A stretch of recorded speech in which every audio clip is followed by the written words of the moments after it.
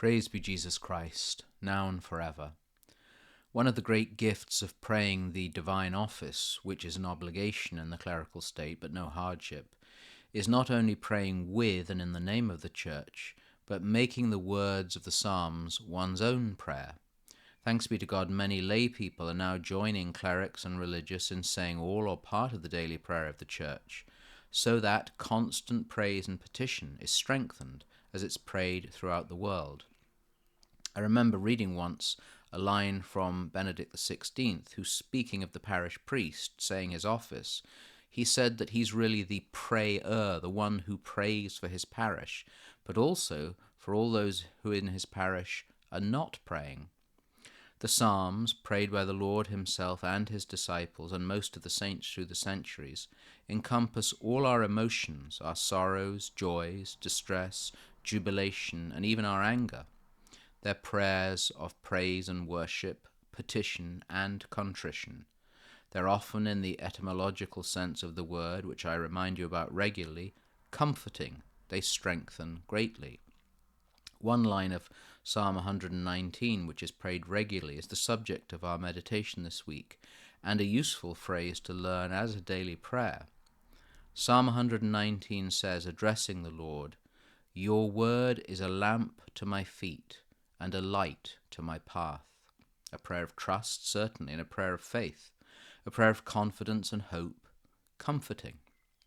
Once more, it uses the constant biblical imagery of light. In this case, though, with lamp and light, the sense is given of instruments provided for us, not natural light, but a lamp and some kind of light or torch.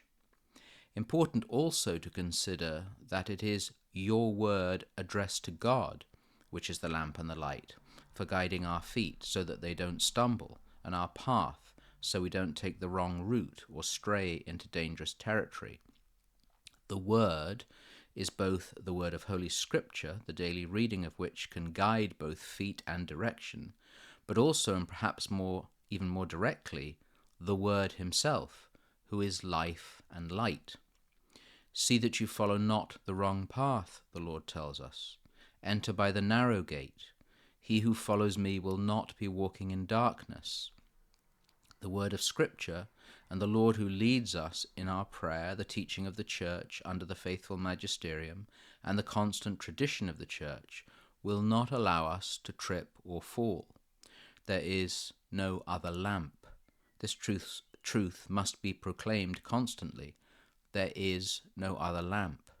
There are many paths, and many which lead not only to destruction, but to sadness, confusion, and misery on the way. One path is illuminated by an unfailing and unchanging light, not subject to fad or fashion, a light which is personal and is a person who claims to be the way. I happen to have an appalling sense of direction. I can't even follow directions on a phone, and a map might as well be written in Mandarin. Christ, in his word, his sacraments, and his presence in his body, the Church, is a GPS system that never fails, always has a signal, and if followed faithfully, it is impossible to get lost. Brethren, be sober, be vigilant, because your adversary the devil, like a roaring lion, walketh about, seeking whom he may devour.